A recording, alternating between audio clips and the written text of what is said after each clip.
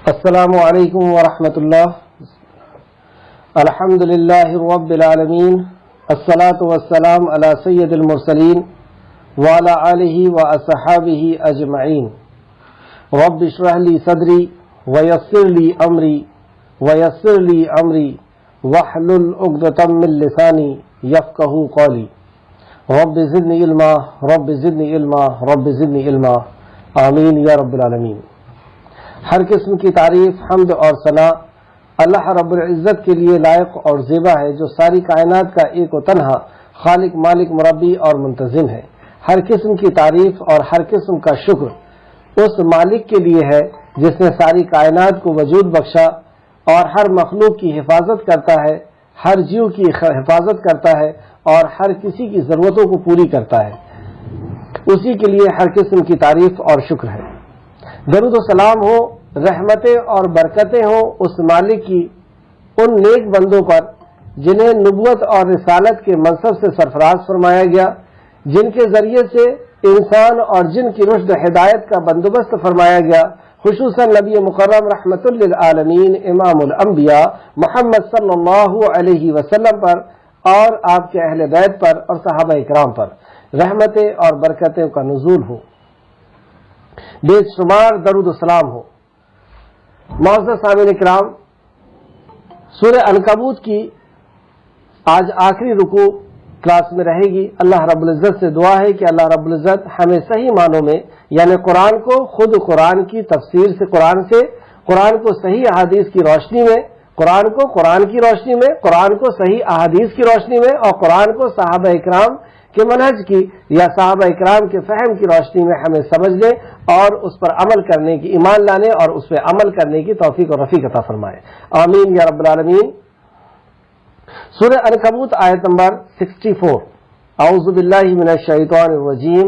وما هذه الحیات الدنیا الا لہو ولعب وان الدار الآخرۃ لہی الحیوان لو کانوا یعلمون. اور یہ دنیا کی زندگی ایک کھیل اور تماشے کے سوا کچھ بھی نہیں. وما هذه الحیات الدنیا، دنیا کی حیات، دنیا کی زندگی، الا لہو ولعب. لہو کہتے ہیں ہر وہ چیز جو مشغول کر دے اور مقصد سے بھلا دے. ہر وہ چیز جو مشغول کر دے یعنی بزی کر دے، مصروف کر دے اور مقصد سے بھلا دے. یعنی ہر وہ چیز جو آپ کو بزی کر دے، مشغول کر دے، مصروف کر دے اور مقصد سے بھلا دے. تو یہ جو دنیا ہے اس نے ہمیں مقصد سے بھلا دیا، اصل ہماری زندگی سے بھلا دیا. جو اصل زندگی ہماری آنے والی تھی اس کو ہم بھول گئے. اس لیے اس کے لیے کہا گیا وہ لہو ہے اور لعب ہے، یعنی وہ کھیل اور تماشا ہے. یہ بات کس کو بتائی جا رہی ہے؟ یہ بات مشرکین کو بتائی جا رہی ہے، کیونکہ انہوں نے ہی دنیا کی زندگی کو سب کچھ سمجھ لیا ہے. تو انہیں بتایا جا رہا ہے کہ اصل میں یہ دنیا کی زندگی سب کچھ نہیں ہے. یہ جو مشرکین اور منافقین اور انکار کرنے والے، کفر کرنے والے ہیں، انہوں نے دنیا کی زندگی کو سب کچھ سمجھ لیا ہے اور ایمان والے جانتے ہیں کہ یہ دنیا کی زندگی کی حقیقت کیا ہے. تو جو حقیقت نہیں جانتے انہیں بتایا جا رہا ہے کہ یہ کھیل اور تماشا ہے. یہ کن کو بتایا جا رہا ہے؟ جیسے پچھلی کلاس میں اس کے پہلے والی جو ہم نے آیتیں پڑھی اس میں اللہ رب العزت نے ان مشرکوں سے کچھ سوال کیا. اور سوال کیا تھا؟ اور بلا شبہ اگر آپ ان سے پوچھیں، آیت نمبر 61 پوچھیں کہ آسمانوں اور زمین کو کس نے پیدا کیا، تو وہ ضرور کہیں گے اللہ نے. ان مشرکوں سے پوچھیں آپ، شرک کے اڈے میں جا کر کے، شرک کی جگہ میں جا کر کے آپ ان سے پوچھیں کہ آسمان اور زمین کو کس نے پیدا کیا، وہ کبھی اپنے باطل معبود کی طرف اشارہ نہیں کریں گے. وہ کہیں گے کہ اسی نے پیدا کیا، وہ نیلے گگن کے سوامی نے، اس مالک نے، اس نے کائنات کے بنانے اور چلانے والے نے.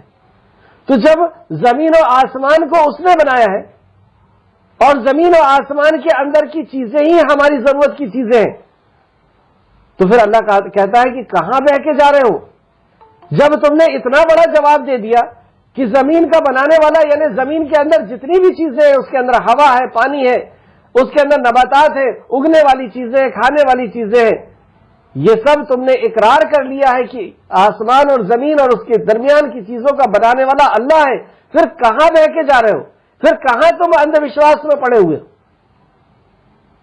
اور پھر اس کے بعد اللہ نے کہا اور اپنے بندوں میں سے جس کے لیے چاہتا ہے رزق کو کشادہ کر دیتا ہے، جس کے لیے چاہتا ہے کم کر دیتا ہے، جس کے لیے چاہتا ہے بے شمار رزق عطا کرتا ہے، اس میں کسی کا عمل دخل نہیں۔ اور پھر اللہ رب العزت نے سوال کیا، اور اے نبی مکرم آپ مجھ سے پوچھئے کہ آسمان سے بارش کون برساتا ہے اور زمین کے مردہ ہو جانے کے بعد اسے کون زندہ کرتا ہے، کون اس کے اندر سے پھول و پھلوں کو نکالتا ہے؟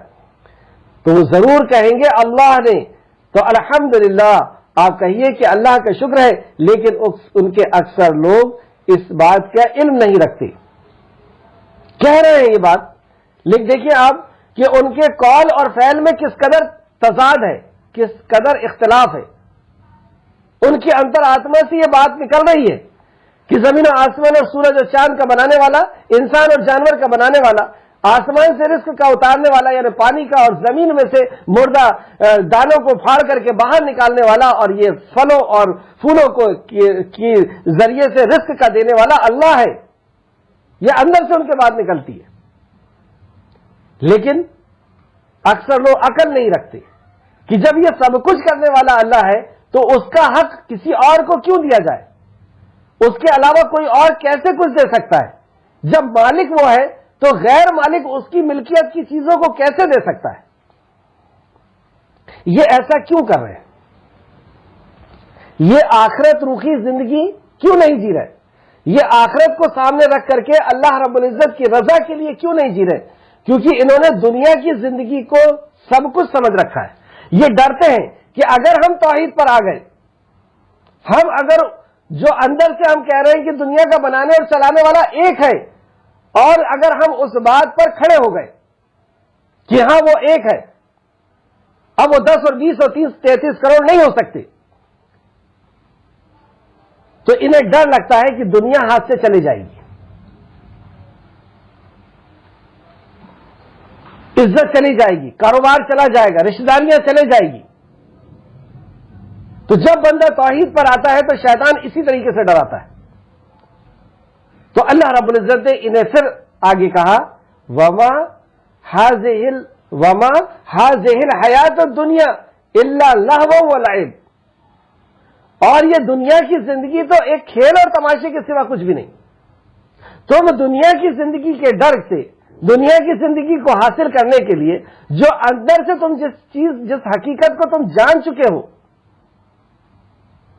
کہ ساری کائنات کا بنانے اور چلانے والا ایک ہے، وہ بھولنے والا نہیں ہو سکتا، وہ سونے والا، وہ مر جانے والا نہیں ہو سکتا، تم ہر حقیقت کو جان چکے ہو، لیکن اس دنیا کو حاصل کرنے کی وجہ سے تم اس کے ساتھ غداری کر رہے ہو، اس کا حق کسی اور کو دے رہے ہو، اور حق کسی اور کو دینا یہ کوئی چھوٹی موٹی چیز نہیں ہوتی۔ بیوی اگر شوہر کا کسی اور کو دے دے، گھر تباہ اور برباد ہو جاتا ہے۔ بھائی اگر بھائی کا حق مار لے تو کورٹ میں بات چلے جاتی ہے۔ حق مارنا، اور یہاں تو ساری کائنات کے خالق اور مالک کا حق مار رہے ہیں، زندگیاں تباہ اور برباد اور عذاب اسی وجہ سے آتا ہے، صرف اس حقیر دنیا کے لیے۔ یہ کھیل اور تماشا ہے یہ زندگی۔ کون بتا رہا ہے؟ جس نے اس دنیا کو بنایا ہے وہ بتا رہا ہے کہ یہ کھیل اور تماشا ہے۔ غور کرے کہ ہماری جو زندگی گزر چکی، کسی کی 40 سال ہے، کسی کی 50، کسی کی 60، کسی کی 70 سال، کسی کی 20 سال ہوگی۔ آپ غور کریں کہ یہ 20 سال کیا تھے، کیا کیا ہم نے بچپنے میں، جوانی میں، اسکول دور میں۔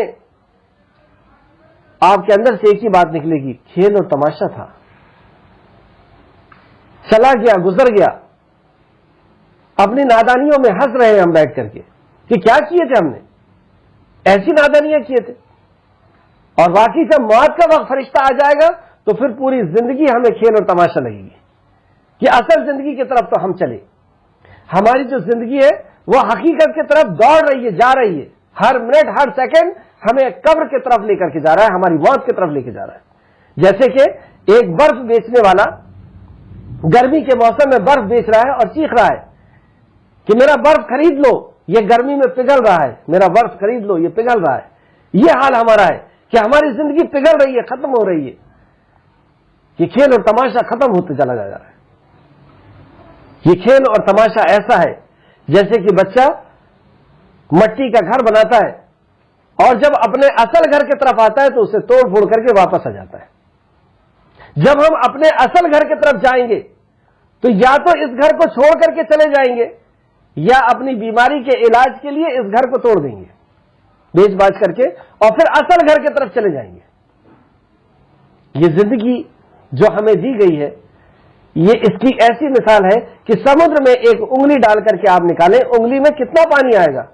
یہ ہماری دنیا کی زندگی ہے، اور وہ اتھا سمندر، وہ ہمیشہ ہمیش کی زندگی جو آنے والی زندگی ہے۔ بات کیوں نہیں سمجھ میں آ رہی؟ یہ پانی کے بلبلے کی طرح کی زندگی، یہ بات سمجھ میں کیوں نہیں آ رہی؟ آپ غور کریں، ماں کی کوکھ کے اندر جو بچہ ہے، اس سائنس اور ٹیکنالوجی کے ذریعے سے ہم اس سے بات کریں، اسے بتائیں کہ بیٹا تو جس دنیا کے اندر آ رہا ہے اس دنیا میں تیری ہائٹ 6 فٹ ہو جائے گی، تیری عمر 60 سال ہوگی، تو منہ سے کھائے گا، پیر سے چلے گا، گاڑیوں سے تو اپنی زندگی کا سفر کرے گا۔ کیا کہے گا وہ بچہ؟ بیوقوفوں کی طرح بات کر رہا ہوں۔ 9 مہینہ جینا مشکل ہے، 7ویں مہینے میں اور 8ویں مہینے میں بہت اچھی طریقے سے گھوم لیتا تھا، 9ویں مہینے میں جہاں چاہتا ہوں وہاں اٹک جاتا ہوں۔ کوئی منہ سے کوئی کھا سکتا ہے؟ کھانا تو اسی طریقے سے آتا ہے۔ 6 فٹ کی ہائٹ، کیسی بیوقوفی جیسی بات کر رہے ہو؟ آج ہمیں ہمارا خالق یہ بات آ رہا ہے جس نے ہمیں کوکھ کے اندر 9 مہینے کی زندگی دیا اور پھر اس دنیا میں 60 سال کی زندگی دے دیا، پورا سسٹم بدل دیا۔ وہی بتا رہا ہے کہ اس دنیا کے بعد والی جو دنیا آنے والی ہے اس میں سسٹم پھر الگ ہے، وہاں پہ وقت کا مسئلہ نہیں ہے، وقت ختم، سمے نہیں ہے، وہاں ہمیشہ ہمیش کی زندگی ہوگی۔ ایسا جسم دیا جائے گا جو خراب نہیں ہوگا۔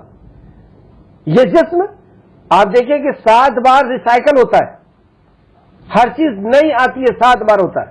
کس نے طے کیا 7 بار؟ کیا وہ 100 بار اور 1000 بار نہیں کر سکتا؟ اللہ رب العزت ہر چیز پر قادر ہے۔ یہ دنیا کی زندگی لہو لیب ہے، کھیل اور تماشا۔ آگے اللہ فرماتا ہے اور بلا شبہ اس میں کوئی شک نہیں کہ دار الآخرت یعنی آخرت کا گھر، آخرت کے گھر کی زندگی اصل زندگی ہے۔ اس دنیا کے بنانے اور چلانے والے نے جو خبر دی ہے، کیا اس سے صحیح، اس سے زیادہ بہتر خبر کسی اور کی ہو سکتی ہے؟ ہماری سوچ کی ہو سکتی ہے؟ کسی اور کی سوچ کی ہو سکتی ہے؟ جس نے یہ دنیا بنایا وہ بتا رہا ہے کہ یہ دنیا کی زندگی کھیل اور تماشا ہے، اس کے پیچھے کہاں لگے ہوئے ہو؟ اصل جو زندگی ہے وہ دار الآخرت ہے، آخرت کا گھر ہے۔ یہ تو صرف ایگزام کے لیے تم یہاں پر رکے ہو، اور ایگزام دینا ہے۔ تبارک الذی بیدہ الملک وہو علی کل شیء قدیر الذی خلق الموت والحیات۔ یہ زندگی اور موت کے ہم نے پیدا کیا، اور یہ زندگی اور موت کے بیچ کا جو پیریڈ ہم جی رہے ہیں، الذی خلق الموت والحیات لیبلوکم ایکم احسن عملا، اس لیے پیدا کیا کہ ہم آزمائیں تم میں کون ہے احسن عمل کرنے والا۔ تو ایگزام دینے آئے، اور ایگزام کیا ہے کہ ہم اپنی پیدائش کے مقصد کو پورا کرتے ہیں کہ نہیں، اور وہ ایگزام ہے کہ ہم رب کی عبادت کرتے ہیں یا نہیں، ہم توحید پر رہتے ہیں یا نہیں، اس کے حکم پر رہتے ہیں یا نہیں۔ بہرحال تو اصل جو زندگی ہے وہ آخرت کی زندگی ہے۔ اس کے بعد ہمارا خالق فرماتا ہے لو کانوا یعلمون، کہ کاش وہ جانتے ہوتے، کاش وہ اس بات کو جان لیں کہ اس دنیا کی حقیقت کیا ہے، تو زندگی کا انداز بدل جائے گا۔ ابھی ہم نے اس کھیل اور تماشے کی زندگی کو میں اس قدر سنجیدہ ہو گئے، اس قدر سیریس ہو گئے کہ اس دنیا کو سنوارنے کے لیے ہم نے سب کچھ لگا دیا۔ بیٹا اپنے پیر پہ کھڑا ہو جائے، لڑکی کی اچھی جگہ شادی ہو جائے، ایک اچھا سا گھر ہو جائے، کچھ عزت ہو جائے، کچھ نام ہو جائے، اس کے لیے ہم پورا جی رہے ہیں۔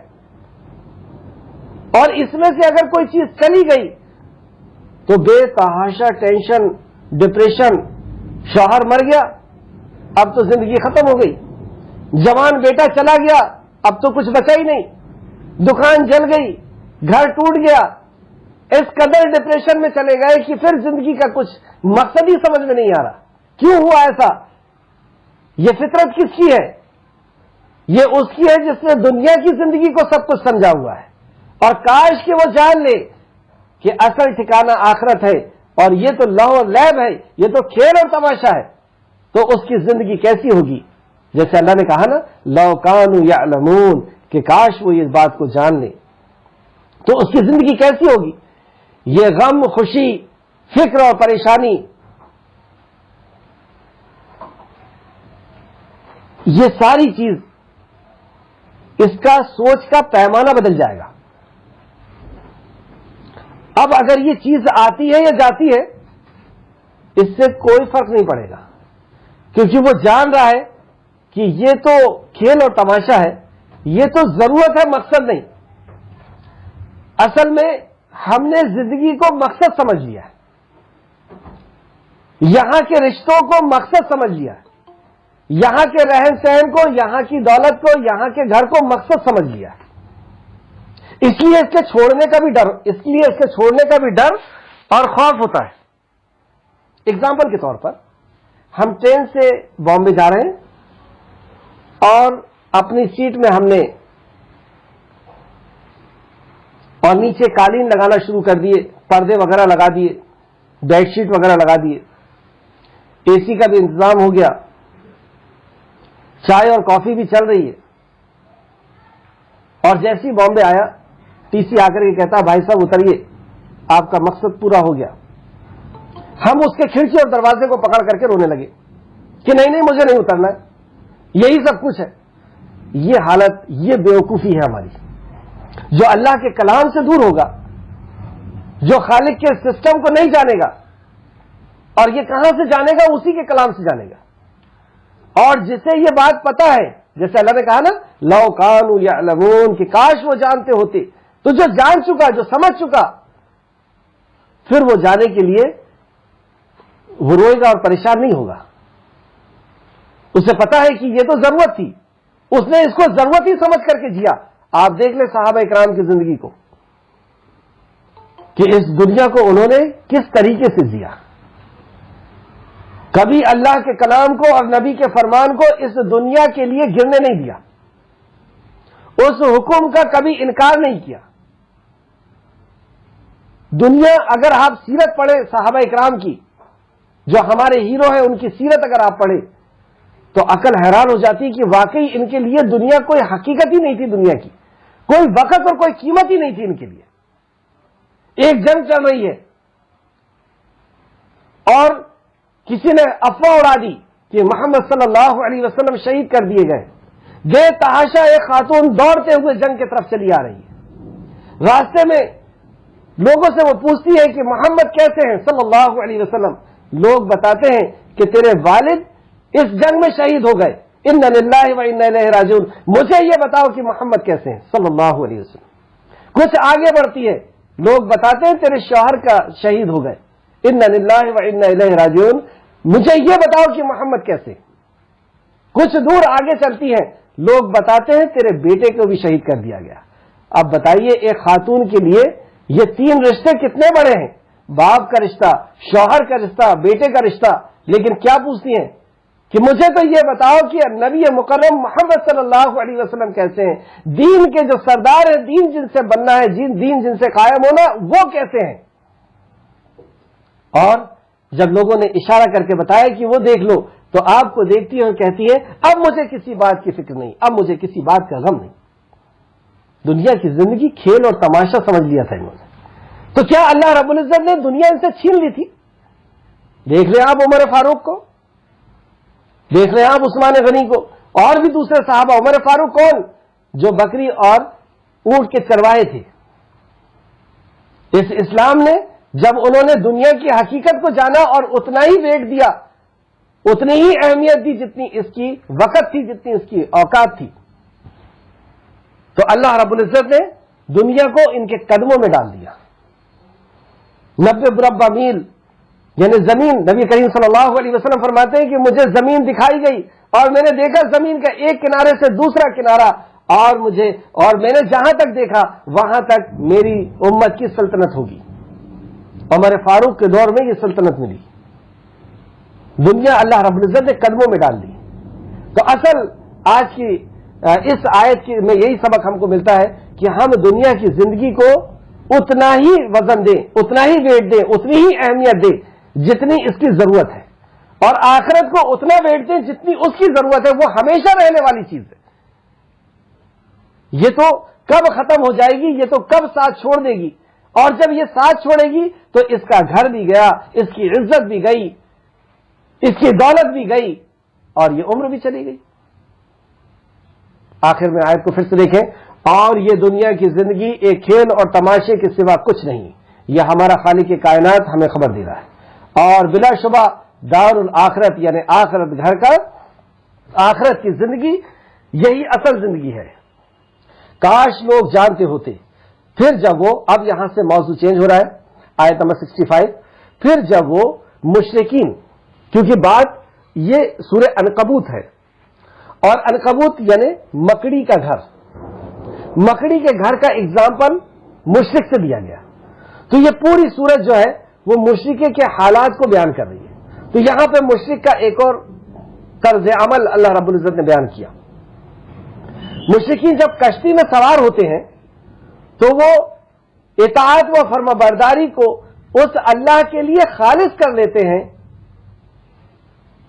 اللہ کے لیے خالص کرتے ہوئے اسے پکارتے ہیں, دین کو خالص کرتے ہوئے اللہ کو پکارتے. کب؟ جب وہ کشتی میں سوار ہوتے ہیں. مخلصین لہ الدین, اپنے دین میں اخلاص پیدا کر لیتے ہیں. صرف اللہ کی عبادت, صرف اللہ کے لیے اخلاص. جب یہ کشتی میں سوار ہوتے تب ایسا کیوں کرتے؟ تب ان کا شرک کیوں ختم ہو جاتا ہے؟ اصل میں جب بندہ کشتی میں یعنی کشتی یعنی ناؤ, اور وہ سمندر میں کشتی چل رہی ہے اور طوفان آ جائے, سونامی لہر آ گئی,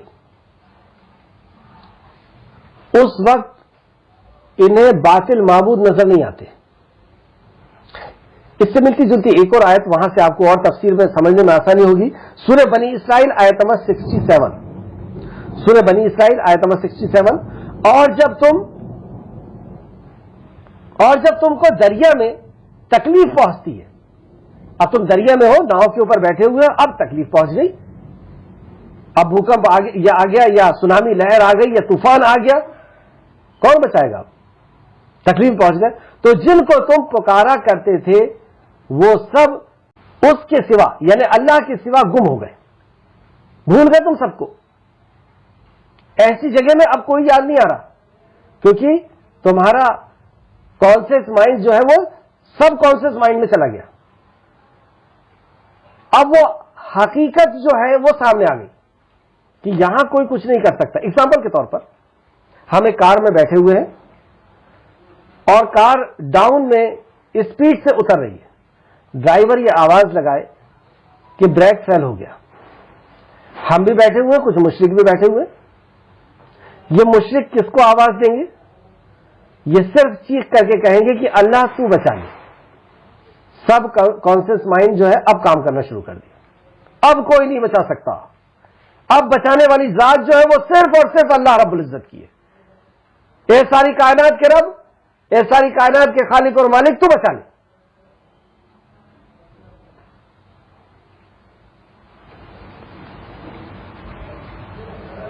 جب کوئی بیمار ہوا گھر میں, اٹیک آ گیا, فٹافٹ ڈاکٹر کے ہاسپٹل کے ایڈریس اور نمبر ان کا ڈھونڈا جا رہا ہے. ڈاکٹر کے پاس لے کر کے گئے.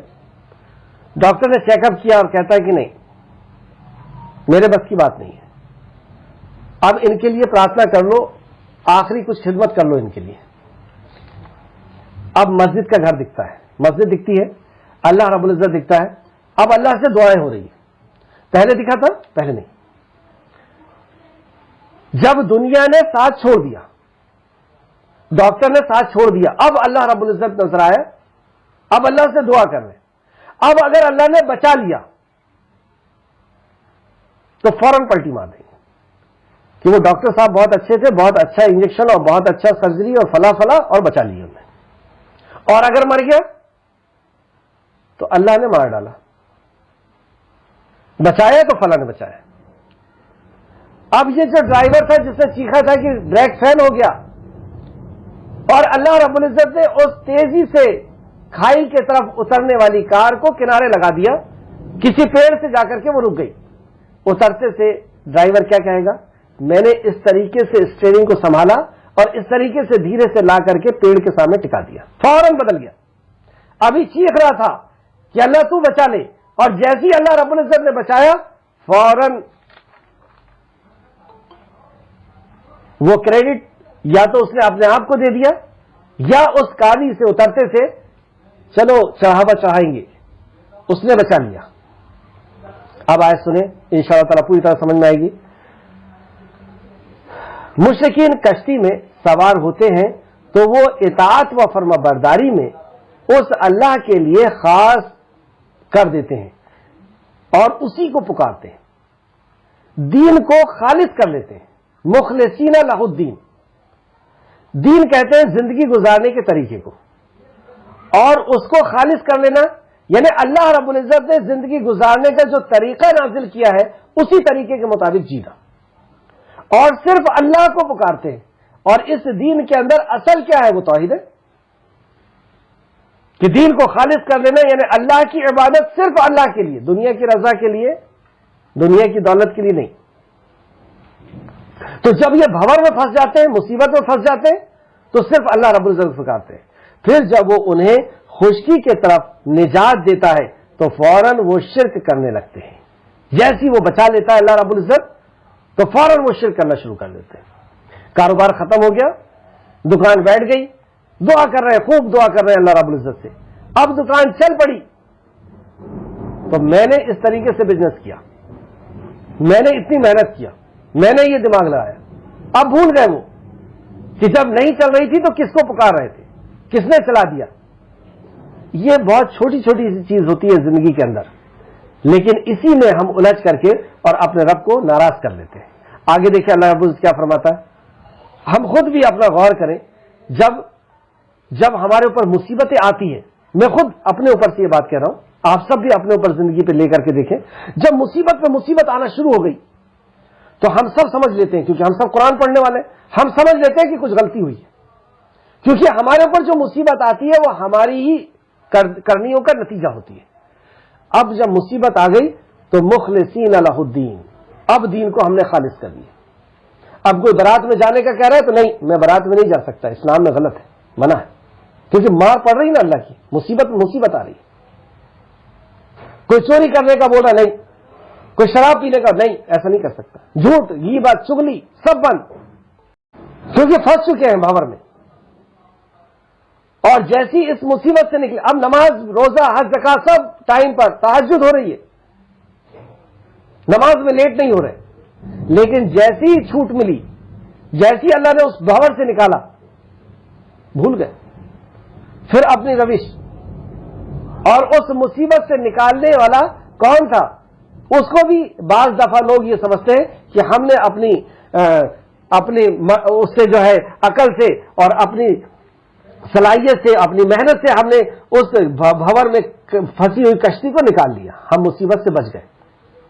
یہ چیز ہمیں تباہ اور برباد کر دے گی، کیونکہ آگے اللہ فرماتا ہے آیت نمبر 66، تاکہ وہ اس نعمت کو ناشکری سے بدل دیں جو ہم نے انہیں دی ہے، تاکہ وہ اس نعمت کو ناشکری کرے جو ہم نے انہیں دی ہے۔ یہ نعمت اللہ نے دی ہے، جو مصیبت سے ہمیں آج اچھی زندگی اللہ رب العزت نے، یہ اللہ نے دیا ہے، تو اس کے اوپر ناشکری کرے۔ شیطان نے کیا کہا تھا اللہ سے کہ اللہ تو مجھے مہلت دے دے، تو اکثر کو ناشکرا پائے گا۔ یہ ناشکرا کیا ہے؟ یہی شرک ہے کہ جو نعمت اللہ نے دی ہے اس کا شکر اللہ کو ادا نہ کر کے، یا تو کبھی ہم اپنی صلاحیت کو کہتے ہیں، یا اپنی ڈگری کو، یا اپنی محنت کو، یا ہم نے بابا پیر و مرشد کو، اپنے کسی بت کو، کسی پیڑ کو، یا کسی جانور کو دیا اللہ نے ہے، لیکن کریڈٹ کسی اور کو دینا، یہ ہے ناشکرا۔ اللہ نے اس قدر نعمتیں دی ہیں جس کو نہ گن سکتے، نہ دیکھ سکتے، جان سکتے۔ یہ نعمت دینے کے بعد ہمارا خالق چاہتا کیا ہے؟ صرف ایک بات چاہتا ہے کہ تو الحمدللہ کہتے کہ اللہ تو نے دیا ہے، یہ میری اوقات نہیں، یہ میری طاقت، میری صلاحیت، میری ڈگری نہیں، میرا پیر، میرا مرشد نہیں، یہ کوئی پیڑ نہیں، یہ کوئی جانور نہیں، یہ کوئی انسان نہیں، یہ کوئی بابا نہیں، دینے والی ذات اے آقا تیری ہے، کسی اور نے نہیں دیا، صرف اتنا چاہتا ہے ہمارا رب۔ یہی ہماری پیدائش کا مقصد کہ تم وما خلقت الجن والانس الا لیعبدون، کہ تم میری عبادت کرو۔ آگے چلیں آیت نمبر 66، اور تاکہ وہ فائدہ اٹھائیں۔ اب وہ جو یہ ناشکرا کرتے ہیں تو تاکہ وہ دنیا کا تھوڑا سا فائدہ اٹھا دیں، پھر جلد وہ انجام جان لیں گے۔ جو یہ اللہ رب العزت کا حق کسی اور کو دے رہے ہیں، نعمت اللہ نے دی، مصیبت سے اللہ نے بچایا، ضرورتوں کو اللہ نے پوری کیا، لیکن یہ ناشکری کرتے ہیں، اللہ کا حق کسی اور کو دیتے، کسی اور کو شکر ادا کرتے، کسی اور کو سجدہ، کسی اور سے دعا، کسی اور سے آستھا، کسی اور سے اپنی لو کو لگا کر کے رکھے۔ تو یہ دنیا کی زندگی جی لیں، پھر انہیں جلد معلوم ہو جائے گا، یہ جلد جان لیں گے کہ حقیقت کیا تھی۔ آج کی کلاس کی آخر دو آیت نمبر 67، کیا انہوں نے دیکھا نہیں کہ بے شک ہم نے حرم یعنی مکہ کو پرامن بنا دیا۔ اب پھر ان مشرکوں کو غیرت یاد دلائی جا رہی ہے۔ کیا تم نے دیکھا نہیں کہ امن والا ہم نے شہر مکہ کو بنا دیا؟ کیا تھا مکہ؟ غیر و ذی زرع وادی۔ اللہ نے کہا کہ ایسی جگہ میں لے جا کر کے اپنی بیوی اور بچے کو چھوڑ دو۔ ابراہیم علیہ السلام ڈھونڈتے ڈھانڈتے وہاں پہنچے، غیر ذی زرع۔ اللہ رب العزت نے وہاں پر اپنا گھر بنوایا، اور اس توحید کی برکت سے، اس توحید کی بنیاد پر اللہ رب العزت نے اس گھر کو امن و امان، اس گھر کو امن و امان والا بنا دیا، اس شہر کو امن و امان والا بنا دیا۔ فروٹ پوری دنیا سے پھل وہاں پہ پہنچا دیا، وہاں سے زمزم نکال دیا، وہ زمزم جس کی قیمت آپ یوں سمجھ لیں کہ جب نبی کریم صلی اللہ علیہ وسلم کے سینے کو چاک کیا گیا فرشتے جبرائیل علیہ السلام نے، تو تشت جو تھا وہ آسمان سے لایا گیا تھا، سونے کا جو تشت تھا وہ آسمان سے لایا گیا تھا۔ حکمت اور ایمان وہ اللہ رب العزت کی طرف سے پہنچایا گیا، اور زمین سے زمزم کا پانی لیا۔ زمزم کا پانی آسمان سے نہیں لایا گیا۔ اس سے کیا پتہ چلتا ہے؟ اس زمزم کی قیمت پتہ چلتی ہے۔ جس نیت سے اسے پیا جائے وہ نیت کو پوری کرتا ہے۔ اللہ رب العزت ان مشرکوں کو غیرت یاد دلا رہا ہے کہ یہ گھر اللہ رب العزت کا گھر ہے، اور اس کی وجہ سے تمہیں امن دیا گیا ہے، جبکہ آس پاس کا جو علاقہ ہے وہاں پہ لوٹ پاٹ کی جاتی ہے۔ دیکھیں آگے اللہ فرماتا ہے جبکہ لوگوں اس کے ارد گرد یعنی اس کے آس پاس اچک لیے جاتے ہیں، اس کے آس پاس کے جو رہنے والے ہیں ان کی عزت کا، ان کے رہن سہن کا، ان کے تجارت کا، ان کے قافلے کا کوئی پرسان حال نہیں، لیکن اس گھر کی وجہ سے اس مکہ کو امن دیا گیا، اس توحید کی بنیاد پر۔ اس کو سمجھنے کے لیے ایک آیت اور دیکھ سکتے ہیں، سورہ قریش، سورہ نمبر 106 آیت نمبر 2 سے ہم دیکھتے ہیں، فَلْيَعْبُدُوا رَبَّ هَٰذَا الْبَيْتِ الَّذِي أَطْعَمَهُم مِّن جُوعٍ وَآمَنَهُم مِّنْ خَوْفٍ۔ توحید کو سمجھنے کے لیے ایک بہت بھاری آیت ہے۔ فَلْيَعْبُدُوا رَبَّ هَٰذَا الْبَيْتِ، تم اس گھر کے رب کی عبادت کے لیے تیار ہو گئے، یا بس انہیں چاہیے کہ وہ اس گھر کے مالک کی عبادت کریں جس نے انہیں بھوک میں کھانا کھلایا اور خوف سے امن دیا۔ یہ بنیادی چیز ہے، انسان کی ضرورت میں یہ بنیادی چیز ہے کہ اسے خوف سے امن مل جائے اور بھوک کی ضرورت پوری ہو جائے، اسے کھانے کے لیے مل جائے اور امن مل جائے۔ یہ دو بیس ہے انسان کی زندگی کا، اور یہ کب دے گا اللہ رب العزت؟ اللہ رب العزت نے بتایا کہ اس گھر کے رب کی عبادت کے لیے تیار ہو جاؤ۔ یہ گھر کا رب کون؟ خانہ کعبہ کا رب اللہ، اور یہ جو 360 مجسمے لگا کر کے رکھے ہو نبیوں کے، ولیوں کے اور عام لوگوں کے، اور تم جن کو نہیں جانتے ان کے بھی بت بنا کر کے رکھے ہو، یہ حاجت روا اور مشکل کشا نہیں ہے۔ اس گھر کے رب کی عبادت کے لیے تیار ہو جاؤ جس رب نے تمہیں بھوک میں کھانا دیا اور خوف میں امن دیا۔ تو انہیں یاد دلائی جا رہی ہے کہ اللہ رب العزت کی وجہ سے تمہیں امن بھی ہے اور تمہیں رزق بھی دیا جا رہا ہے، یعنی اس پوری دنیا سے فروٹ تمہارے پاس پہنچایا جاتا ہے، زمزم جیسی نعمت تمہیں اللہ رب العزت نے عطا کی ہے، اور تم یہ کیا کر رہے ہو؟ اللہ کے علاوہ اللہ کے بندوں کی عبادت تم نے شروع کر دی، اللہ کے نبیوں کی تم نے، عیسیٰ علیہ السلام کی تم نے عبادت شروع کر دی۔ آیت کو پھر سے دیکھیں، کیا انہوں نے دیکھا نہیں کہ بے شک ہم نے حرم یعنی مکہ کو پرامن بنا دیا، امن کی جگہ بنا دی، جبکہ لوگ اس کے ارد گرد سے اچک لیے جاتے تھے، یعنی پریشان کیے جاتے تھے، اکھاڑ دیے جاتے تھے، توڑ دیے جاتے تھے، لوٹ لیے جاتے تھے۔ کیا پھر وہ باطل پر ایمان لاتے؟ اس کے بعد بھی کیا وہ باطل پر یعنی باطل معبودوں پر یہ ایمان لاتے کہ یہ ہماری بگڑی بنائے گا، یہ اولاد دے گا؟ کیا کرتے تھے یہ لوگ؟ لڑکی اگر پیدا ہو گئی تو اس کے نام سے اس کو دفن کر دیتے تھے، اور یہ کہتے تھے کہ یہ لات یا عزا یا منات یہ ہمیں بیٹا دے گا۔ انہیں بیٹا دینے والا سمجھتے تھے، کسی کو یہ سمجھتے تھے کہ یہ بارش برسائے گا، کسی کو یہ سمجھتے تھے کہ یہ فصل اچھی اگائے گا، ہر کسی کے لیے الگ الگ معبود تھے، ان کے بت تھے ان کے۔ اور پورا اگر آپ دیکھیں نبی کریم صلی اللہ علیہ وسلم کے اور صحابہ اکرام کی جدوجہد جو تھی وہ اسی پر تھی کہ خالق کا حق کوئی کسی اور کو نہیں دیا جا سکتا، اور دوسری فکر کہ یہ انسانیت جہنم کی آگ سے بچ جائے۔ یہ جو جرم کر رہے ہیں یہ چھوٹا موٹا جرم نہیں، یہ اللہ رب العزت کا حق کسی اور کو دے کر کے اپنے آپ کو تباہ اور برباد کر رہے ہیں۔ اللہ نے فرمایا سورہ اسراء، سورہ بنی اسرائیل آیت نمبر 19 یا اس کے آس پاس میں 22 میں بھی آپ دیکھیں کہ تم اللہ کے علاوہ کسی اور کی عبادت، کسی اور کو اپنا حاجت روا اور مشکل کشا نہ سمجھ لینا، ورنہ تم بے یار اور مددگار ہو کر کے پڑے رہ جاؤ گے۔ تباہی اور بربادی کا اللہ رب العزت نے سائن بتا دیا کہ یہ شرک جو ہے یہ تمہیں تباہ اور برباد کرنے والا ہے۔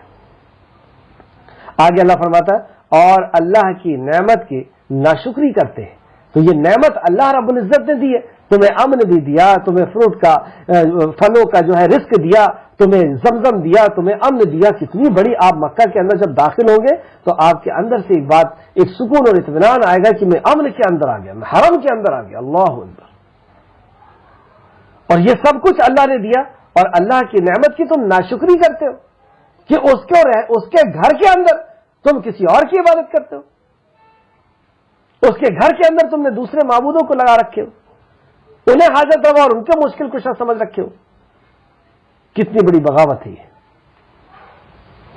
آج کی کلاس کی آخر دعا ہے، اور اس شخص سے زیادہ ظالم کون ہے جس نے اللہ پر جھوٹ گڑھا؟ سب سے بڑا گنہگار، سب سے بڑا ظالم کون؟ دو لوگوں کے بارے میں یہاں پہ بتایا گیا۔ پہلا وہ، اور اس شخص سے زیادہ ظالم کون ہے جس نے اللہ پر جھوٹ گڑھا یا جب حق اس کے پاس آیا تو اس نے اسے جھٹلا دیا۔ اس شخص سے بڑا ظالم کون جس نے اللہ پر جھوٹ گڑھا۔ یہ جھوٹ گڑھنا کیسا ہوتا ہے؟ اس کی دو شکلیں ہیں۔ ایک تو یہ جو تفسیر ابن کثیر نے بھی بیان فرمائی، جلد نمبر 4 صفحہ نمبر 613، جو اللہ تعالیٰ پر جھوٹ باندھے اور یہ کہے کہ اللہ تعالیٰ نے اس کے طرف وحی نازل کی ہے، کہ یہ وحی میرے طرف آئی ہے، جھوٹ بول رہا ہے وہ۔ جیسے مسلمہ کذاب، اس نے کہا تھا کہ میں نبی ہوں، میرے طرف وحی آتی ہے۔ کب آتی ہے؟ رات کے اندھیرے میں آتی ہے۔ دیکھ رہے ہیں شیطان ایسی رات کے اندھیرے میں بات کرتا ہے۔ نبی کریم صلی اللہ علیہ وسلم پوچھا گیا وحی کیسے آتی ہے؟ تو ایک روشنی کی طرح، ایک گونج کی طرح۔ بہرحال ایک خاتون نے بھی نبوت کا دعویٰ کر لیا اور کہتی ہے وحی آتی ہے میرے اوپر، اور پھر ان دونوں نے نکاح کر لیا۔ مسلمہ کذاب جو تھا وہ اپنے انجام کو پہنچ گیا صحابہ کے ذریعے سے، اور ان خاتون نے توبہ کر کے اور پھر بعد میں اسلام میں آ گئی۔ تو ایک تو یہ کہ جو خود کہہ دے کہ صاحب میرے اوپر وحی آتی ہے، جھوٹا، تو اللہ نے کہا اس سے بڑا ظالم اور کون ہو سکتا ہے؟ یا ایسا شخص جو خود کہے اور یہ کہے کہ یہ قرآن میں لکھا ہوا ہے، قرآن کی تفسیر اپنے حساب سے کرے اور یہ کہے کہ یہ قرآن کا مفہوم ہے، تو اس سے بڑا ظالم کون؟ جو جھوٹ باندھتا ہے اللہ کے اوپر، اللہ نے نہیں کہا اور یہ کہتا ہے کہ اللہ نے کہا ہے، قرآن میں ایسا لکھا ہے، تو اس سے بڑا ظالم کون؟ یہ آپ کے اور میرے لیے ایک لمحہ فکریہ ہے کہ ہم جب قرآن سنائیں، قرآن سمجھائیں تو ہوش میں رہیں، کہیں ایسا نہ ہو کہ جذبات میں آ کر کے ہم کچھ اپنے مفاد کی چیز بیان کر دیں جو اس آیت کا مفہوم نہ ہو، جو اس آیت کا مقصد نہ ہو، جو اس آیت میں جو بات نہیں چاہی جا رہی ہے۔ اللہ رب العزت ہم سب کو محفوظ رکھے. یہ اس سے بڑا کوئی ظالم نہیں جو قرآن کو اپنے مقصد کے لیے توڑ مروڑ کر کے بیان کرے, اپنی واہوائی کے لیے, اپنی دولت کے لیے, اپنی عزت کے لیے. اللہ ہم سب کو محفوظ رکھے. سب سے بڑا ظالم. اور اس کے بعد یا جس کے پاس حق پہنچ آئے اور اسے وہ جھٹلا دے. حق آ گیا کہ ساری کائنات کا خالق اور مالک وہ ہے جس نے سورج چاند زمین اور آسمان بنائے, جس نے انسان اور جانور کو بنایا, جس نے ہوا اور پانی کو بنایا, جس نے رزق کو زمین سے نکال کر کے دیا. جان گیا یہ حق آ گیا اس کے پاس, لیکن اس کے بعد بھی اس کی مخلوق کے سامنے سر جھکاتا ہے, اس سے دعا کرتا ہے. اس سے بڑا ظالم کون؟ حق آ گیا کہ محمد صلی اللہ علیہ وسلم اللہ کے نبی ہے, لیکن اس کا انکار کر دیا. حق آ گیا قرآن, لیکن اس کا انکار. دین آ گیا لیکن اس کا انکار. زندگی گزارنے کا طریقہ آ گیا لیکن اس کا انکار. کیا کہا زندگی گزارنے کے طریقے کے تعلق سے اس رکوع میں؟ مخلصین لہ الدین, دین کو خالص کر لو. اللہ یہ چاہتا ہے کہ زندگی گزارنے کے طریقے کو خالص کر لو, کہ اللہ کی مطابق میں زندگی گزاروں گا اور اللہ کے لیے گزاروں گا. اللہ نے جو دین نازل, جو زندگی گزارنے کا طریقہ نازل کیا ہے, اسی زندگی گزارنے کے طریقے پہ میں رہوں گا اور اللہ کی رضا کے لیے, دنیا کے لیے نہیں. تو اللہ نے فرمایا کہ اس سے بڑا ظالم کون؟ جو حق آ جانے کے بعد اس کا انکار کر دے. اب اس کے مطابق وہ زندگی نہیں جی رہا ہے, اپنی مرضی سے جی رہا ہے, اپنے قبیلے کی مرضی سے جی رہا ہے, اپنے معاشرے اور اپنے دوستوں کی مرضی سے وہ جی رہا ہے. اب اللہ رب العزت ایک سوال کرتا ہے, کیا ایسے کافروں کا ٹھکانہ جہنم نہیں ہونا چاہیے؟ زمین و آسمان اس نے بنایا, تم نے اقرار کیا. آسمان سے بارش اس نے برسایا, زمین میں سے غلہ اور سبزیاں تم کو نکال کر کے اس نے دیا, تم نے اس کا اقرار کیا. وہ رزق جس کو چاہتا ہے جتنی دیتا ہے, تم نے اس کا اقرار کیا. دنیا کی زندگی کھیل اور تماشا ہے, تم نے اس کا اقرار کیا. حق آ گیا, حق کو تم نے پہچان لیا اور تم نے اس کا انکار کر دیا, اور اپنی بنائی ہوئی زندگی کو تم یہ کہتے ہو کہ یہی دین ہے, یہی دین ہے, یہی اسلام ہے, یہی بدعات, یہی خرافات, یہی شرک, یہی دین ہے. تو اللہ سوال کرتا ہے, کیا ایسا آپ بتاؤ تم کہ یہ جو انکار کرنے والے ہیں ان کا ٹھکانہ کیا جہنم نہیں ہونا چاہیے؟ کیا ان کے لیے وہ جیل نہیں ہونا چاہیے؟ تمہارے شہر میں, تمہارے گھر میں تمہاری مرضی کے خلاف کوئی کام کرتا ہے تو تم نے تو جیل بنا لیے. ہر دیش کی اپنی ایک جیل ہے کہ دیش کے قانون ان کی مرضی کے خلاف اگر کوئی کرے گا تو اس کو وہ اساماجک تتو ہے. اب یہ دنیا اللہ کی مرضی کے خلاف تم جی رہے تھے, اس کی مخلوق کو تم نقصان پہنچا رہے تھے, تو کیا اللہ رب العزت نے اس کو جیل میں نہیں ڈالنا چاہیے, اس کو جہنم میں نہیں ڈالنا چاہیے؟ یہ سوال کیا اللہ نے. آج کی کلاس کی آخر ہے, اور جو لوگ ہماری راہ میں جدوجہد کرتے ہیں, والذین جاہدوا فینا لنہدینہم سبلنا وان اللہ لمع المحسنین. بہت پیاری آیت. اکثر لوگ آپ سے یہ سوال کرتے ہوں گے کہ اللہ ہمیں ہدایت کیوں نہیں دے رہا, یا اللہ نے فلاں کو ہدایت کیوں نہیں دی. اس میں اصول بتایا اللہ رب العزت نے کہ ہدایت کسے دیتا ہے. آیت اس طرح ہے, والذین جاہدوا, جو اللہ کی راہ میں جدوجہد کرتا ہے. یہ مکی صورت ہے, اور جہاد فی قتال ہر جگہ نہیں ہے. جہاد فی قتال اکثر جگہ ہے قرآن کے اندر, لیکن جہاد کا مطلب جہاد فی قتال قتل کرنا ہی نہیں ہوتا. جہاد کا مطلب اصل میں جدوجہد ہوتا ہے. پہلے اپنی نفس سے جدوجہد, اس کلام کو لوگوں تک پہنچانے کے لیے جدوجہد, کوشش, ہر ممکن کوشش, بھرپور کوشش, پوری صلاحیت کا لگا دینا, اس کو کہتے ہیں جہاد. اس دین کو سیکھنے کے لیے جدوجہد, اس دین پر عمل کرنے کے لیے جدوجہد. تو یہاں پر مکہ کے اندر جو جہاد کی بات کی جا رہی ہے, والذین جاہدوا, اور جو لوگ ہماری راہ میں جدوجہد کرتے ہیں, یعنی اس دین پر عمل کرنے کے لیے, اس دین کو سیکھنے کے لیے, اس دین کو جاننے کے لیے, اللہ رب العزت کی معرفت کو حاصل کرنے کے لیے جدوجہد کر رہے ہیں, یعنی اپنی پوری ایفورٹ, پوری طاقت, پوری صلاحیت اس میں لگا دیے ہیں, تو اس کا انعام اللہ کیا دے گا؟ فینا لنہدینہم سبلنا. لنہدینہم ہدایت سے بنا ہے, انہیں ہم راہ ضرور دکھا دیں گے. ضرور کہا اللہ نے کہ ہم انہیں ہدایت ضرور دیں گے، ہم انہیں راہ، ہدایت کی راہ ہم انہیں ضرور دکھا دیں گے۔ اس کی تفسیر میں روایت کیا ہے کہ جو لوگ اپنے علم کے مطابق عمل کرتے ہیں تو اللہ تعالیٰ انہیں ان باتوں کی طرف رہنمائی فرماتا ہے جن کا انہیں علم نہیں ہوتا۔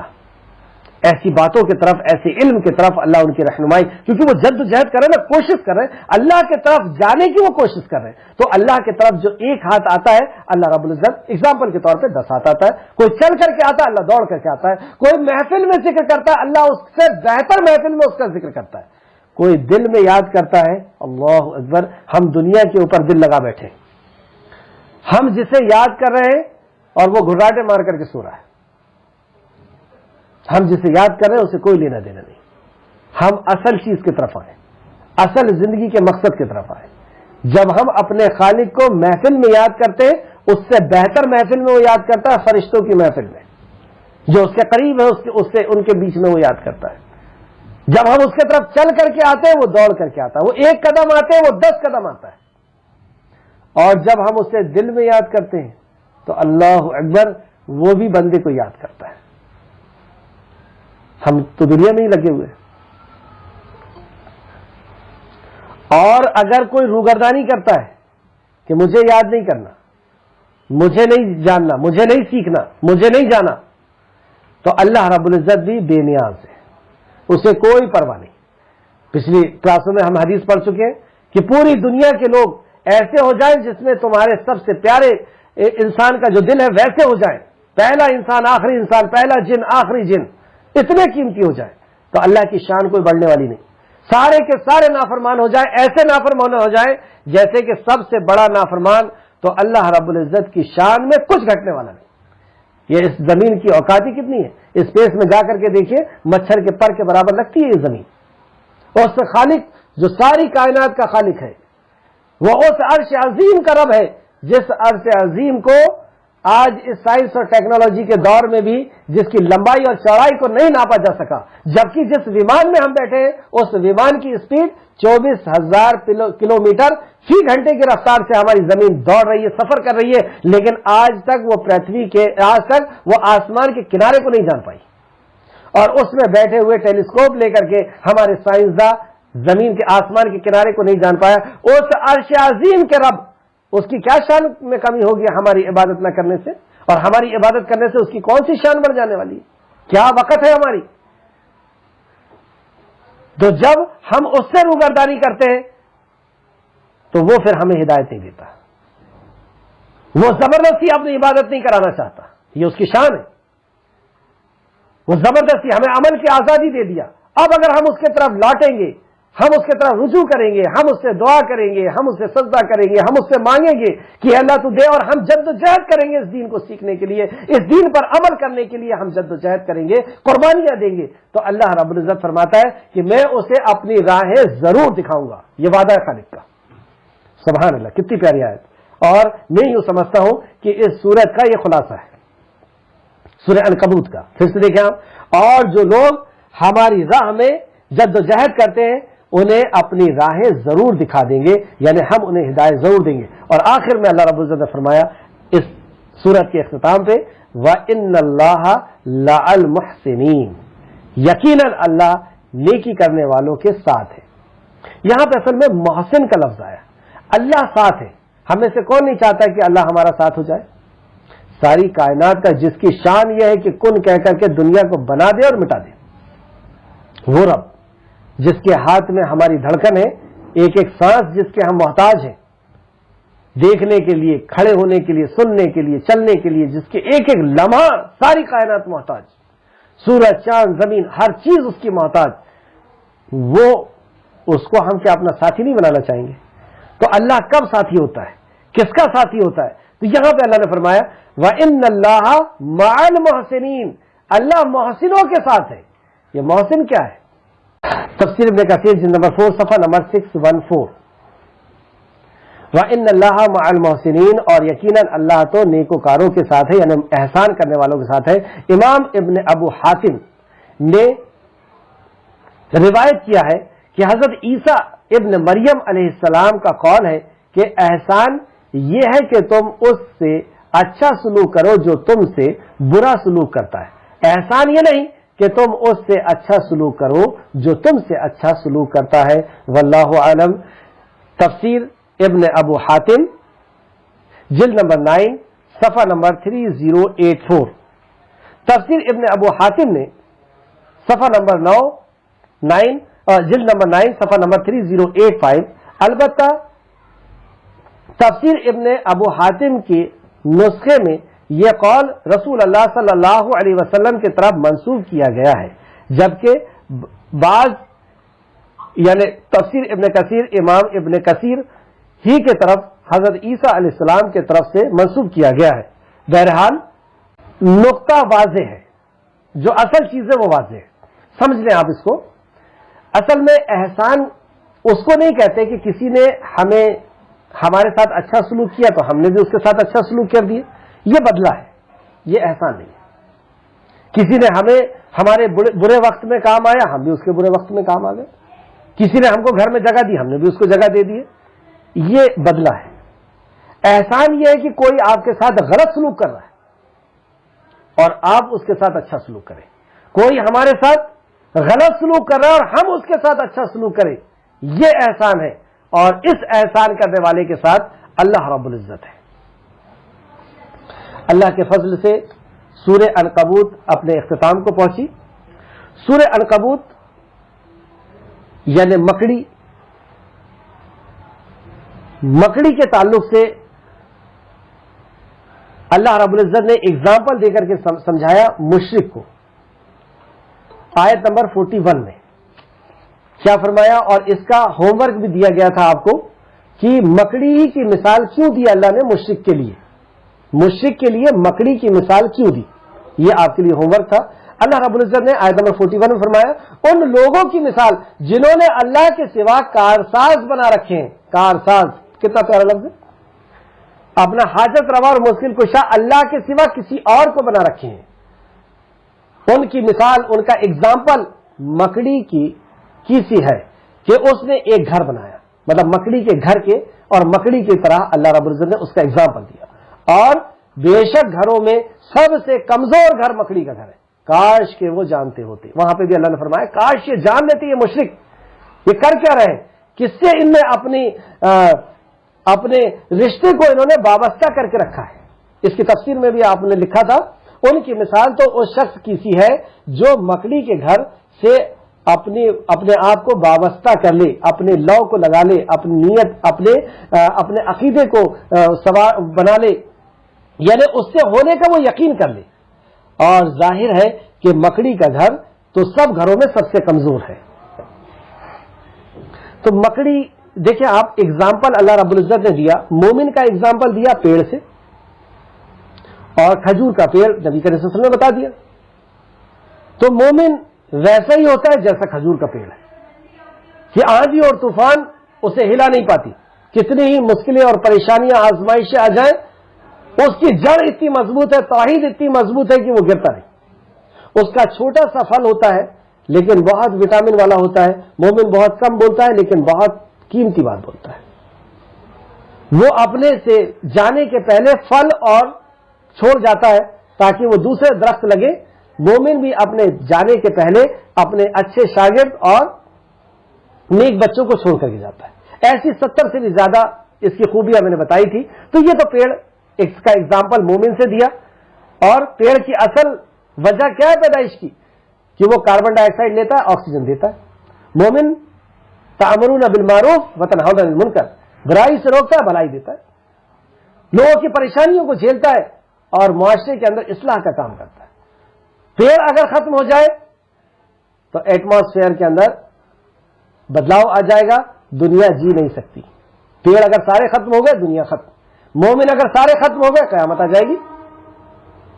کھجور کے محبوب زمین مکہ اور مدینہ، عرب مومن کی محمود، ایسی 70 سے زیادہ بتائی گئی. بتانے کا مقصد یہ ہے کہ اصل میں مشرک کی مثال مکڑی سے کیوں دی گئی، مکڑی کے گھر سے کیوں دی گئی. اور اسی طریقے سے آپ دیکھیں کتے کی مثال کس سے دی گئی، کافر سے دی گئی. کتے کی مثال، کتا کیسا ہوتا ہے؟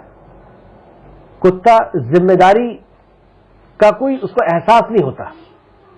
ہر کسی فیمیل کو وہ یہ سمجھتا ہے کہ میری ہے, بھاگتے ہیں پورے کے پورے ایک ساتھ. نہ وہ حلال سمجھتا ہے نہ حرام سمجھتا ہے. اس کا گھر ہے اس کا گھر ہے, بس کھاتا ہے کھاتا ہے کھاتا ہے, کسی کا بھی ملے کہیں سے بھی ملے کھاتا ہے. اور اس کے بعد بھی لال ٹپک رہی ہے, ہاپ رہے, اور چاہیے اور چاہیے, نظر زمین کی طرف. یہ ہے کافر. دنیا کتنی ہی مل جائے اس کا پیٹ نہیں بھرتا, ہانپتا رہے گا.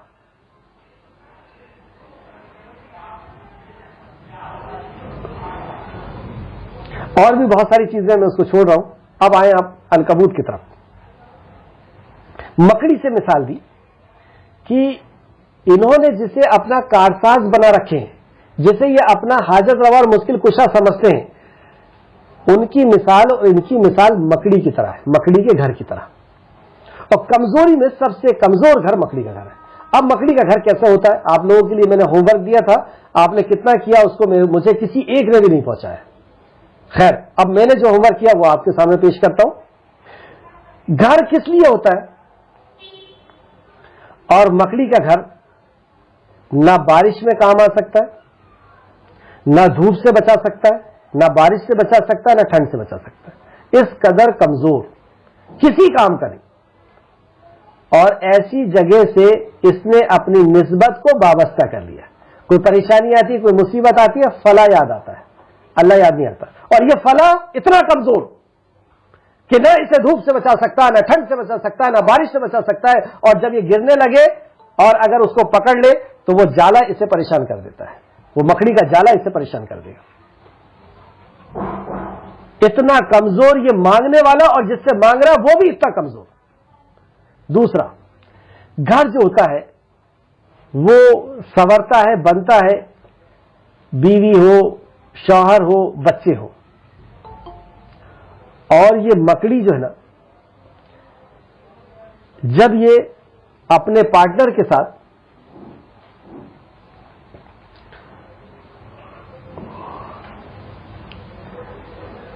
میٹنگ کرتی ہے تو اس کے بعد یہ اپنے پارٹنر کو مار ڈالتی ہے. مکڑی جب اپنے پارٹنر کے ساتھ میٹنگ کرتی ہے تو پارٹنر کو مار ڈالتی ہے. اور جب اس کا بچہ ہوتا ہے اور جب وہ بچہ بڑا ہوتا ہے تو وہ اپنی ماں کو مار ڈالتا ہے, اسے جالے سے باہر. آپ دیکھ رہے ہیں, مثال اگر اللہ نے دیا تو آپ اس میں غور کریں. جیسے پیڑ کے اوپر ہم نے غور کیا, 60-70 سے زیادہ اس کے اندر ہم نے نقاط کو نکالا. یہ خوبی ہوتی ہے پیڑ کے اندر, اور یہ مومن کے اندر خوبی ہوتی ہے. تو مشرک نے جس سے اپنی آستھا کو باندھ رکھا ہے وہ کس قدر کمزور ہے, کس قدر لاچار ہے. اب پھر سے میں آپ کو دعوت دیتا ہوں کہ سائنس کی روشنی میں آپ مکڑی کے جال کو سمجھیں کہ کتنا کمزور ہے یہ, کہ یہ گھر کہلانے کے لائق بھی نہیں, کہ جس میں شوہر نہ ہو, جس میں مفاد پرستی ہو, جس میں کوئی عزت نہ ہو, جس میں صرف اپنی زندگی ہو. ایسا گھر, ایسی چیز کی طرف انہوں نے نسبت لگا کر کے. اسی طریقے سے شہد کی مکھی کی بھی اللہ رب العزت نے مثال دی, اور شہد کی مکھی کی کیا ہی خوب مثال دی کہ مومن سے اس کی بھی مثال ہے کہ شہد کی مکھی اس کا ایک لیڈر ہوتا ہے, اس کے مطابق وہ چلتی ہے. مومن کا بھی ایک لیڈر ہوتا ہے. بدقسمتی ہے ہماری کہ ہمارا خلیفہ نہیں. دوسرا, وہ ایک سسٹم کے طریقے سے سسٹم کے ساتھ چلتی ہے. اس کی بھی بہت ساری چیزیں, میں 2-3 چیزیں جو مجھے بہت زیادہ اپیل کری, صرف اس چیز کو میں آپ کے سامنے رکھتا ہوں. اللہ کے حکم کے مطابق وہ چلتی ہے. جو اللہ رب العزت نے کہا کہ اللہ نے اسے راستے بنا دیے تو اسی حکم کے مطابق وہ چلتی ہے. اور کئی جگہ سے وہ رس کو چوز کر کے اور بہت ہی قیمتی چیز وہ پیش کرتی ہے جو شہد ہے, جو جسمانی بیماریوں کا علاج ہے. مومن بھی کئی طریقے سے علم کو, کئی جگہ سے علم کو حاصل کرتا ہے اور پھر وہ اپنے رب کے کلام کو پیش کرتا ہے جو روح کی غذا ہے, جو روح کی شفا ہے. وہ جب وہ شہد بنا لیتی ہے, یہ اس کا نتیجہ ہے, یہ اس کا عمل ہے, تو اس عمل کو, اس شہد کو وہ پرزرو کرتی ہے موم سے, کہ دھوپ سے, دھول سے اور پانی سے یہ خراب نہ ہو. مومن بھی جب کوئی عمل کرتا ہے تو اسے پرزرو کرتا ہے, اسے ڈھانکتا ہے, اسے چھپاتا ہے ریاکاری سے, کیونکہ یہ تباہ اور برباد نہ ہو جائے ریاکاری سے, یہ کہیں ختم نہ ہو جائے. بہرحال وقت کا مجھے اندازہ نہیں رہا. اب ہم آگے آتے ہیں ان ساری چیزوں کو چھوڑ کر کے. آج کی رکوع میں ہم نے کیا سیکھا؟ नतीजे की तरफ फौरन आए। 7 पॉइंट अगले दिन से इंशाअल्लाह ताला ये पॉइंट को भी मैं आपके पास पीडीएफ की शक्ल में पहुंचा दूंगा। इससे भी अगर आप बाद में गौर करेंगे तो बहुत कुछ आपको नुकात मिलेगी। मकसद जिंदगी इस रुकू में, आज की रुकू में मकसद जिंदगी आज की क्लास में क्या बताएगी। आयत नंबर 65 के अंदर था अल्लाह ताला के लिए दीन को खालिस करना, अल्लाह ताला के लिए मुखलिसीना लहुद्दीन, जिंदगी गुजारने का तरीका सिर्फ अल्लाह रब्बुल इज्जत के मुताबिक जिंदगी गुजारेंगे कि जब हम भंवर में फंस जाएं, परेशानियों में फंस जाएं, किसी चीज की जरूरत हो तो खालिस होकर के अल्लाह रब्बुल इज्जत को पुकारें, तौहीद के अलमबरदार हो जाए। ये हमारा आज की क्लास का में मकसद बताया गया। अल्लाह हमारा रब है, इस ताल्लुक से आयत नंबर 67 में अल्लाह ताला ने पुरअमन हरम बनाया है। यह अल्लाह रब्बुल इज्जत की बहुत बड़ी देन है हमारे लिए कि अल्लाह रब्बुल इज्जत ने खाने काबा जैसी नेमत हमें अता की है कि हम वहां पे जाकर के तवाफ करते हैं, उसे देख करके ईमान को बढ़ाते हैं और भी बहुत सारी चीजें। दूसरा, अल्लाह ताला नेक लोगों के साथ है, नेक नहीं मुहसिनों के साथ है। एहसान आप समझ रहे हैं कि जो हमारे साथ गलत कर रहा है हम उसके साथ भी अच्छा करें, ये एहसान है और ऐसे लोगों के साथ अल्लाह रब्बुल इज्जत होता है। आयत नंबर 69 में ये अल्लाह ने फरमाया। रसूल अल्लाह सल्लल्लाहु अलैहि वसल्लम हमारे रहनुमा हैं, इस ताल्लुक से 5 पॉइंट्स। नंबर 1, रसूल अल्लाह सल्लल्लाहु अलैहि वसल्लम ने अल्लाह ताला के लिए दीन को खालिस करना सिखाया कि तौहीद परस्त कैसे होंगे, कैसे दीन को खालिस करेंगे, और सहाबा इकराम ने दीन को खालिस करके दिखाया कि ये है दीन को खालिस करना, और ये नबी करीम सल्लल्लाहु अलैहि वसल्लम ने आपको सिखाया या हमें सिखाया। यह आयत नंबर 65 में था।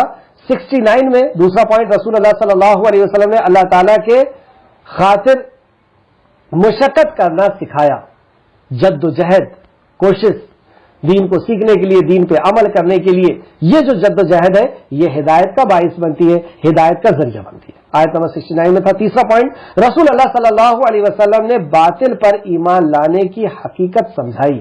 कितनी प्यारी मिसाल से समझाई, मकड़ी के घर से समझाई कि बातिल पर ईमान लाओगे ऐसा होगा। और भी दूसरी जगह यहां पे आज की रुकू में 67 नंबर आयत में बताया गया कि बातिल पर ईमान लाना क्या होता है। चौथा पॉइंट, रसूल अल्लाह सल्लल्लाहु अलैहि वसल्लम ने शिर्क की हकीकत समझाई। आयत नंबर 65 के अंदर शिर्क की हकीकत समझाई कि जब वो बड़ी मुसीबत आती है तो सिर्फ एक अल्लाह को पुकारते हैं, और जैसी वो मुसीबत खत्म होती है फिर शिर्क करना शुरू करते हैं। अल्लाह ऐसी गलाजत से, ऐसी बुराई से, ऐसी बीमारी से हम सबको महफूज रखे। आयत नंबर 65। 66, रसूल अल्लाह सल्लल्लाहु अलैहि वसल्लम ने नाशुक्री की हकीकत समझाई कि नाशुक्री क्या है, कि अल्लाह ने तुम्हें मुसीबत और परेशानी से बचाया है, नेमतें दी है और उसका क्रेडिट तुम किसी और को दो। चौथा पॉइंट, कामयाब लोगों के रवैये, क्योंकि कामयाब लोगों को हमें देखना है और वैसे ही हमें बनना है। तो कामयाब लोगों के रवैये में सिर्फ 2 पॉइंट है। नंबर 1, अल्लाह ताला के लिए दीन को खालिस कर देना। आयत नंबर 65 में था, है ना, मुखलिसीना लहुद्दीन। तो हम अब ऐसा करने की कोशिश करेंगे कि जिंदगी गुजारने का पूरा तरीका और अपनी हाजत रवाई और मुश्किल कुशाई सिर्फ और सिर्फ अल्लाह रब्बुल इज्जत के लिए, सिर्फ अल्लाह की इबादत, अल्लाह की रजा के लिए। दूसरा, अल्लाह ताला के खातिर मशक्कत उठाना, अल्लाह की रजा के लिए दीन को सीखना, उस पर अमल करना, मशक्कत उठाना। तो ये हमारी हिदायत की राहों को हमवार कर देगा, खोल देगा। आयत नंबर 69 में था। तीसरा पॉइंट, नेक बनना। आयत नंबर 69 में नाकाम लोग के रवैये, क्यों लोग तबाह और बर्बाद हुए, आज की क्लास में जो बताया था शिर्क करने की वजह से। दूसरा पॉइंट ये था 65 नंबर में। दूसरा, नाशुक्री करना, यानी बचाया अल्लाह रब्बुल इज्जत ने मुसीबत से, लेकिन क्रेडिट किसी और को दे रहे हैं, तो ये नाशुक्री है। दिया नेमत अल्लाह ने, लेकिन उसका क्रेडिट किसी और को दे रहे हैं, तो ये नाकाम लोगों का रवैया है, ये नाकाम लोगों का तरीका है। अल्लाह हमको महफूज रखे। आयत नंबर 66 में था, ये 66 में। तीसरा पॉइंट, बातिल पर ईमान लाना, यानी झूठे माबूद पर, झूठी बात पर, कुरान और हदीस और दीन को छोड़ करके किसी और बात पर ईमान लाना और अमल करना, ये नाकाम लोगों का रवैया है। यह है आयत नंबर 67 में। चौथा, अल्लाह ताला पर झूठ बांधना, यानी ये कहना कि मेरे पर वही आ रही है या कुरान और हदीस में कोई बात नहीं है, और अपनी मर्जी से कहना कि ये कुरान में है, तो गोया कि ये अल्लाह पर झूठ बांधना है, और ये सबसे बड़ा जुर्म है, और ये नाकाम लोगों का रवैया है। अल्लाह हमको इससे महफूज रखे। ये था आयत नंबर 68 के अंदर। पांचवा, हक को झुटलाना, حق آ گیا یعنی اللہ رب العزت کو جھٹلا دے یا دین کو جھٹلا دے، نبی کو جھٹلا دے، قرآن کو جھٹلا دے، یہ آیت نمبر 68 میں تھا. یہ ناکام لوگوں کا رویہ ہے. نمبر 6 ظلم کرنا، یہ بھی 68 میں ہے، یہ بھی ناکام لوگوں کا رویہ ہے. آؤ کچھ کرنے، یعنی آج کی کلاس میں ہم نے کیا عزم کرنا ہے، عزم کیا کرنا ہے، کیا دृढ़ نشچے کرنا ہے، اس کو عزم کو کیا کہتے ہیں. آگے دیکھیں، اپنے دین کو اللہ تعالی کے لیے خالص کرنا ہے انشاءاللہ. یہ عزم کر کے اٹھے. آج کی کلاس میں ہم نے کیا سیکھا کہ اللہ کے دین کو خالص کر لینا ہے، صرف اللہ کے مطابق جینا ہے، صرف اللہ کے لیے. اچھی طرح سمجھ لیں، اللہ نے جس طرح جینے کا حکم دیا ہے اس طرح جینا ہے. زندگی کے ہر موڑ پہ عبادت صرف اس کی، اطاعت صرف اس کی، اور صرف اس کی رضا کے لیے، دکھاوے کے لیے، بڑا بننے کے لیے، عزت والا بننے کے لیے، دولت والا بننے کے لیے نہیں. یہ ہمیں عزم کرنا ہے. اللہ ہم سب کو کامیاب کرے. منزل ہے کہاں ہماری، یا اپنا جائزہ لیں گے، ہم محاسبہ کریں گے 5 پوائنٹس میں. ہم اپنا محاسبہ کرتے ہیں. نمبر 1، کیا میں نے اللہ تعالیٰ کے لیے دین کو خالص کرنے کا ارادہ کر لیا ہے؟ خود آپ جواب دیں اپنے دل میں. دوسرا، کیا میں نے اللہ تعالیٰ کے خاطر مشقت اٹھانے کا ارادہ کر لیا، جدوجہد کوشش کرنے کا، دین کو سیکھنے میں، عمل کرنے میں کیا ارادہ کر لیا ہے؟ اگر کر لیا تو ہدایت ضرور ملے گی انشاءاللہ. کیا میں نے باطل پر ایمان لانے کی حقیقت کو سمجھنے کا ارادہ کر لیا ہے کہ باطل پر ایمان لانے کی حقیقت کو میں سمجھوں گا. اب جیسے یہاں پہ عنکبوت کے ذریعے سے، مکڑی کے جالے کے ذریعے سے، اور بھی کئی ذرائع سے اللہ رب العزت نے سمجھایا. چوتھا، کیا میں نے ناشکری کی حقیقت کو سمجھنے کا ارادہ کر لیا ہے کہ ناشکری کیا کیا چیز ہے، مجھے اس کے پوائنٹس کو سمجھنا ہے، کیونکہ شیطان نے کہا تھا کہ مجھے مولا دے میں ناشکرا بناؤں گا. پانچواں، کیا میں نے شرک کی حقیقت کو سمجھنے کا ارادہ کر لیا ہے. سبحان اللہ، سب سے پیارا پوائنٹ کہ کیا میرے دل میں یہ پیاس جاگی ہے کہ میں اپنے رب کا حق کسی اور کو نہیں دوں گا. اس علم کو مجھے سیکھنا ہے. حق اللہ علی العبید. مجھے اس سے بڑا سوال، اس سے پیارا سوال اور اس سے پیارا جواب اور کوئی نہیں ہو سکتا. اللہ رب العزت سے دعا ہے کہ اللہ رب العزت ہمیں صحیح معنوں میں قرآن مقدس کو سمجھنے، سیکھنے اور اس پہ عمل کرنے کی توفیق اور رفیق عطا فرما. اے خالق مالک، جب تک ہمیں زندہ رکھ اس کلام سے محبت کے ساتھ، تیرے سے محبت کے ساتھ، تیرے دین سے محبت کے ساتھ، تیرے نبی سے محبت کے ساتھ زندہ رکھ. جب ہمیں ہمارا خاتمہ کر تو اس اسلام کے اوپر اخلاص کے ساتھ عمل کرتے ہوئے ہمارا خاتمہ فرما اور نیکوکاروں کے ساتھ ہمارا شمار فرما دے. اے خالق مالک، اے رازق، اے اللہ تو ہمارے گناہوں کو اپنے فضل و کرم سے ختم کر دے، معاف کر دے. اے اللہ ہمیں نیکی کے کام کرنے کی توفیق عطا فرما. لا حول ولا قوت الا باللہ. اے اللہ ہمیں جد و جہد کرنے کی، دین کے لیے، دین کو سیکھنے کے لیے کوشش کرنے کی اور اس پہ عمل کرنے کی توفیق اور رفیق عطا فرما. آمین یا رب العالمین. السلام علیکم ورحمۃ اللہ وبرکاتہ.